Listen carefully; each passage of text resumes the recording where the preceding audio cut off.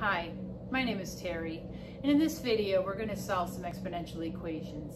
This video is an extension of a previous video I put out on solving exponential equations. So if you'll take a look at the screen here, when we're solving exponential equations, first thing we want to do is we want to try to see if we can take both sides of the equation and break both sides down to the same base. If we can break both sides of the equation down to the same base, then we can move the bases out of the way, set the exponents equal. However, not all exponential equations can be expressed where you can break both sides down to the same base.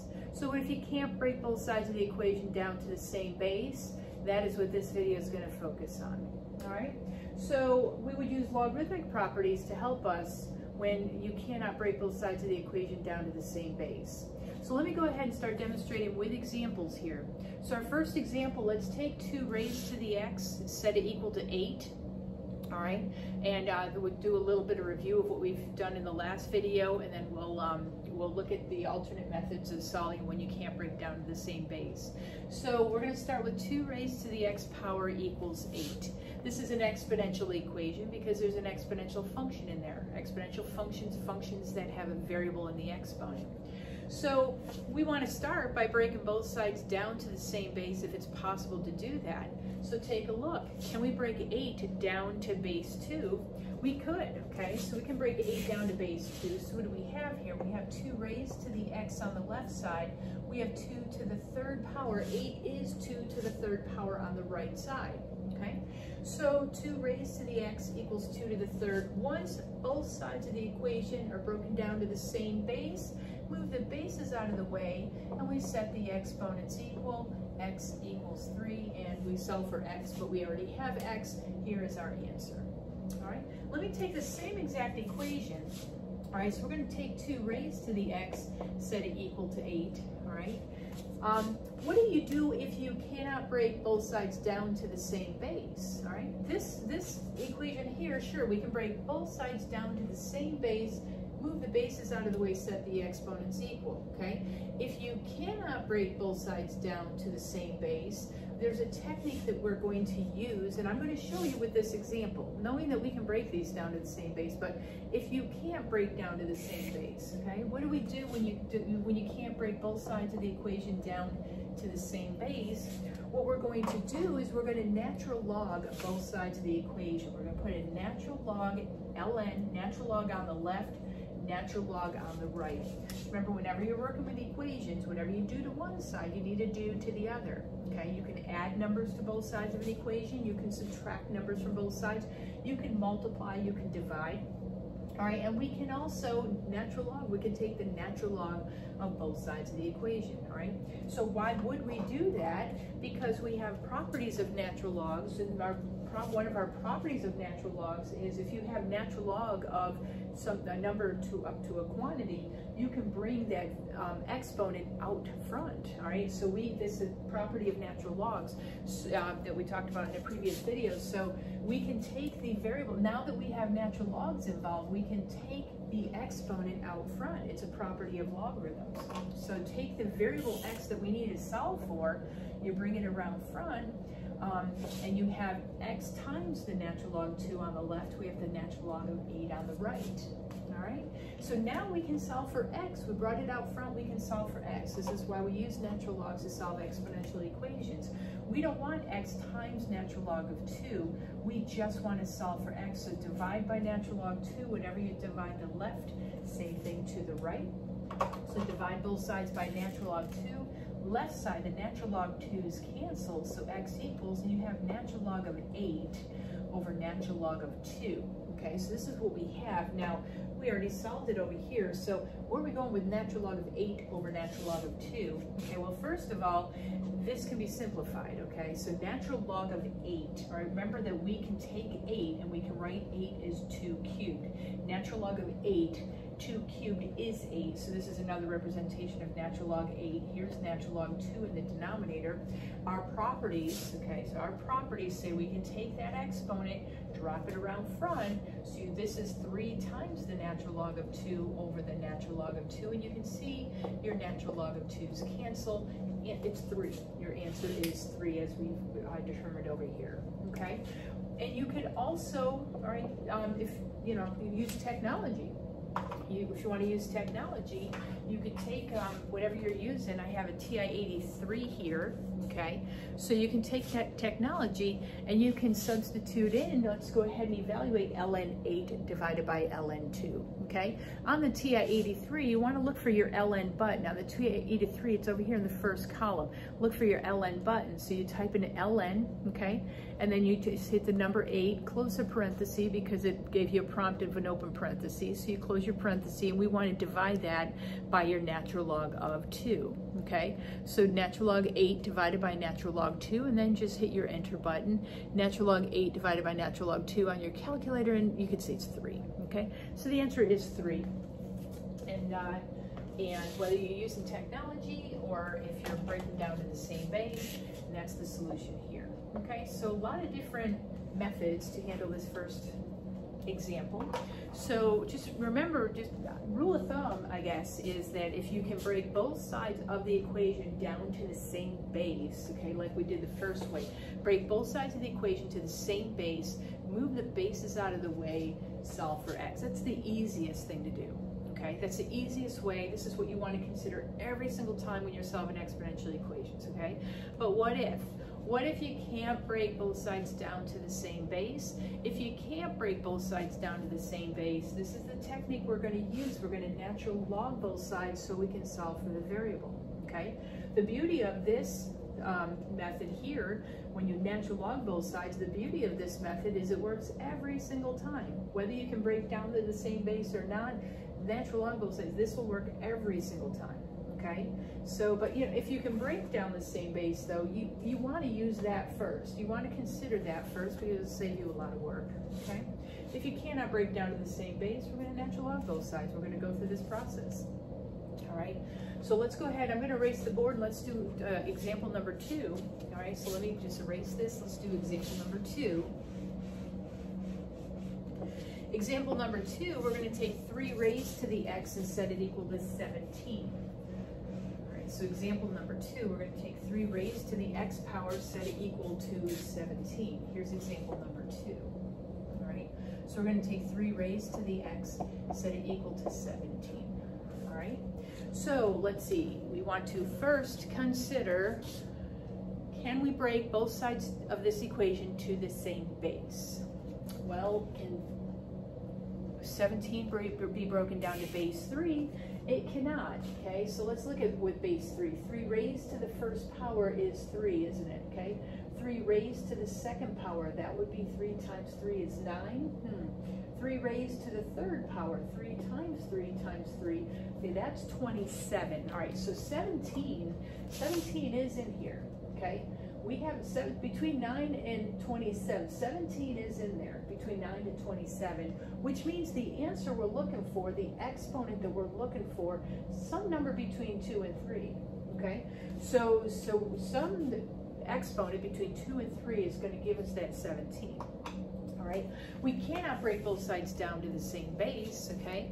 But we know, so 3 squared is 9, 3 cubed is 27. Since 17 is between 9 and 27, then the exponent to generate the 17 bit off of base 3 has got to be between 2 and 3. Sometimes it helps you, especially if you're using technology, get a little ballpark in your head of where the answer is going to be, and then we can go through and work it out. So we have 3 raised to the x, okay, is equal to 17 is what the problem is. And we cannot break both sides down to the same base, so we will need to natural log both sides then. We natural log both sides, okay? Now why this technique of natural log both sides?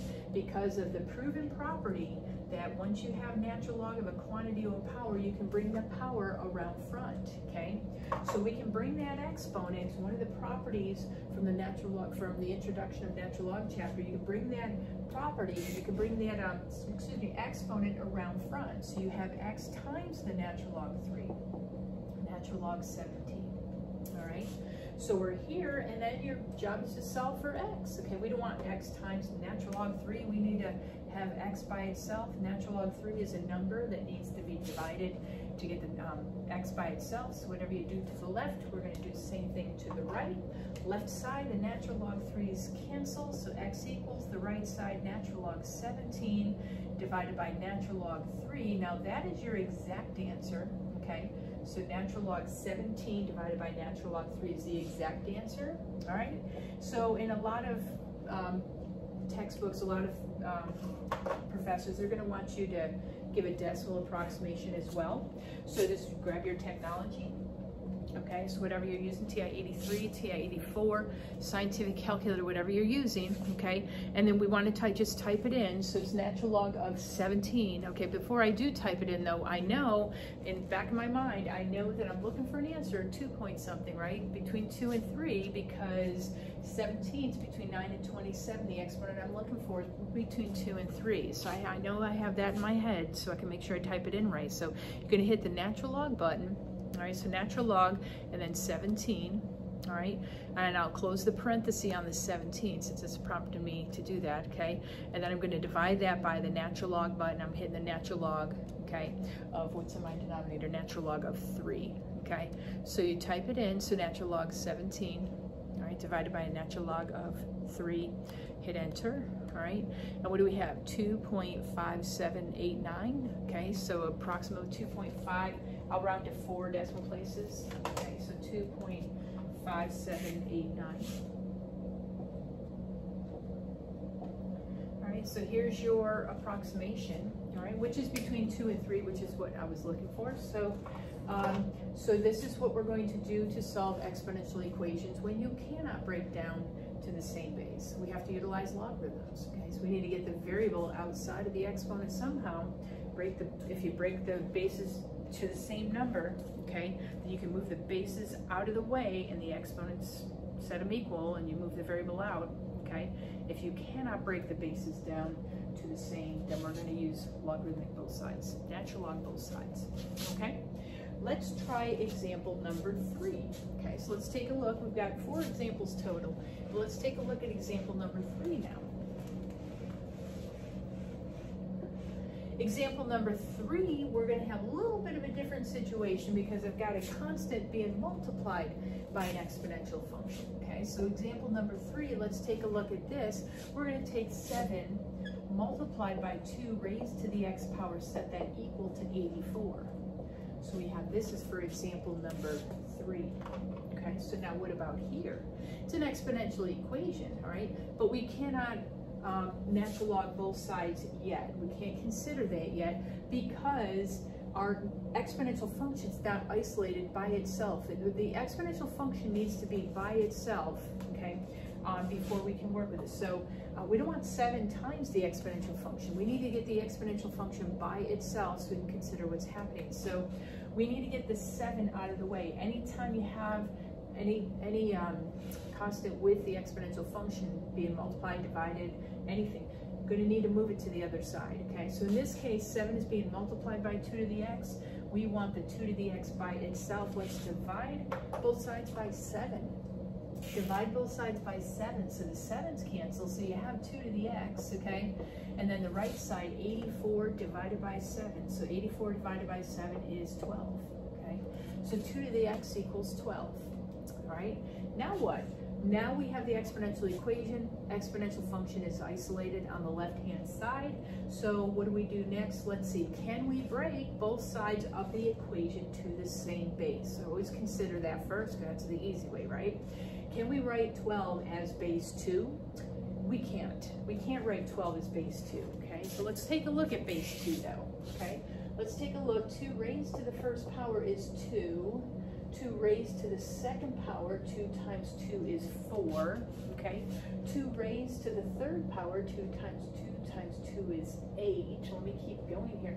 2 raised to the fourth power, 2 times 2 times 2 times 2, 16, okay? All right, so now my 12, the 12 that I need to generate is between 8 and 16, isn't it, okay?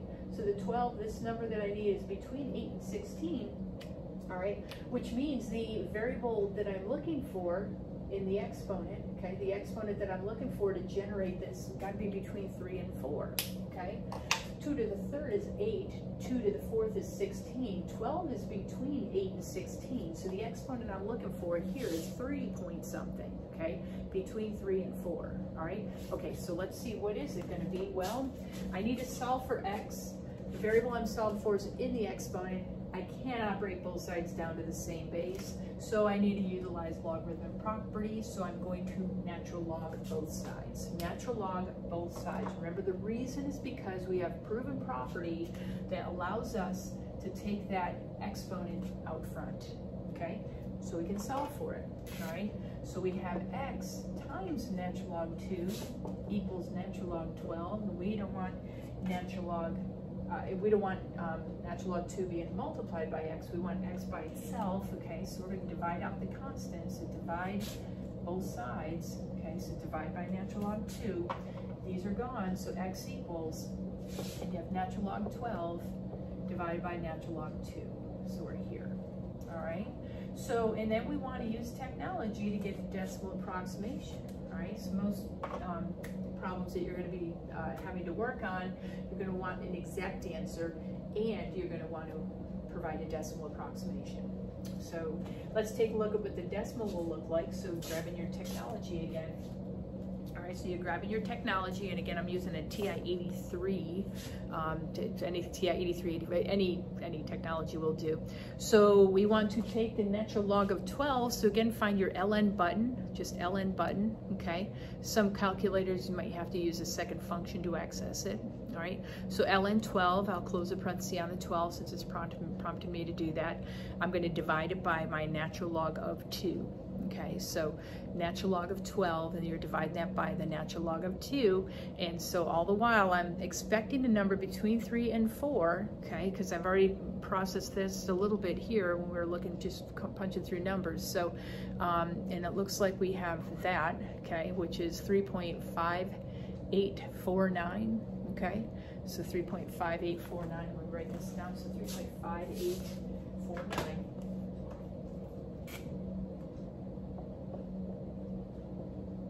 Which was the decimal that I was expecting.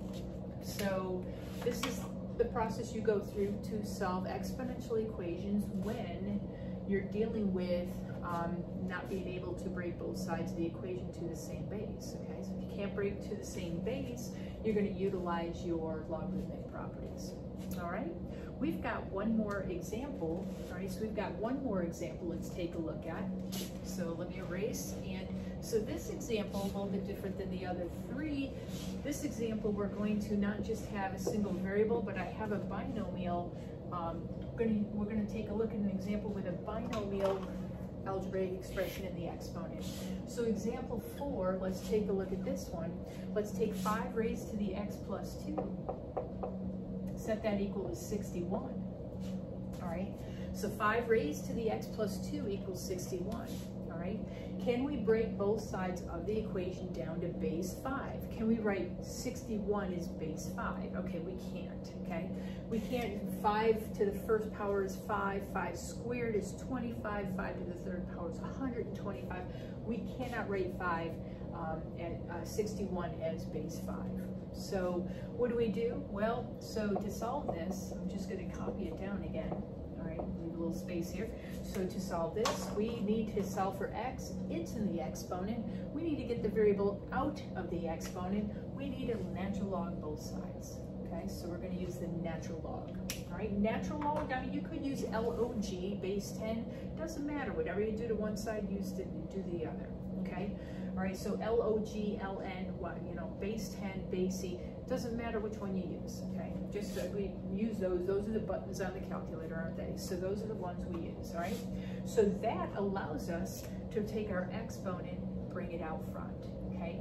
Now, binomial. It's a binomial. So when you bring this exponent out front, you want to put this in grouping symbols, okay? Put it in grouping symbols, okay, times natural log 5, right? The entire exponent's coming out front. If it's more than one term, grouping symbols, okay? All right, so to bring that around front, times ln 5 equals natural log of 61, all right? Now, techniques to solve. We want to now solve for x, okay? A couple things, I mean, some of you might see that you want to distribute. There's a couple of methods here. I'm not going to do that. I'm going to take both sides of the equation and I'm going to divide by the natural log of 5, okay? So I'm going to divide both sides of this equation by natural log of 5. On the left-hand side, my natural log of 5s are gone because it's being multiplied by my factor. So they're gone. I have x plus 2 on the left. On the right, I have natural log of 61 divided by the natural log of 5. I need to solve for x. I don't want x plus 2, I just want x. So I'm going to subtract 2 from both sides. I'm going to subtract 2. So on the left side, the 2's cancel. So I have x, okay? On the right side, I have natural log of 61 over the natural log of 5, and I'm subtracting 2 from that. All right, this is my exact answer. But I need to also provide a decimal approximation. A decimal approximation. So you want to be careful. You have more terms, more and more terms. You want to be careful because sometimes you'll need grouping symbols. We'll be okay here because the fraction, the division is up front, but you know, if it was the other way around, you might need grouping symbols if you need to force your calculator to follow order of operations, okay? So, but anyways, let's type this in. So I'm going to go to my home screen, okay? I have the natural log of 61.